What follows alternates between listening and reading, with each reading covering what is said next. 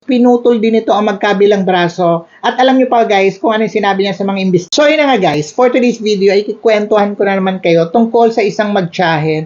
Alam niyo ba guys, sa Indonesia, may isang 8 years old na batang babae ang pinatay ng kanyang sariling tiyahin nang dahil lang sa sobrang selos at inggit. Nag-trending yung reenactment video na to, yung sa baba guys, dahil di umano yung kanyang sariling tiyahin ay pinugutan niya ng ulo ang kanyang sariling pamangkin dahil lang din sa isang gold necklace. At ayon sa kwento guys, na yung bata daw ay nag-iisang anak na mag-asawa, kaya lahat ng luho or kagustuhan ng bata ay ibinibigay nila. At pagkatapos niya putulin yung ulo ng bata para makuha niya yung gintong kwintas, pinutol din ito ang magkabilang braso. At alam niyo pa guys kung ano yung sinabi niya sa mga investigador nung tinatanong siya. Gusto niya lang daw makabili ng bagong cellphone. So 'di ba, iba na talaga ang kabataan ngayon.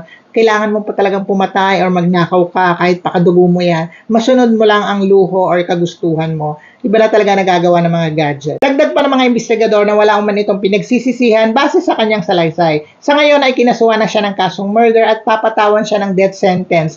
Yun kasi guys ang parusa sa mga heinous crimes sa Indonesia. So guys, kayo kung may mga anak kayo na baby pa or maliliit pa, huwag niyo muna silang bibigyan ng mga mamahaling bagay or mga gadgets. Baka yun pa ang maging mitya ng kanilang buhay. So yun lang guys. Thank you so much for watching. Bye!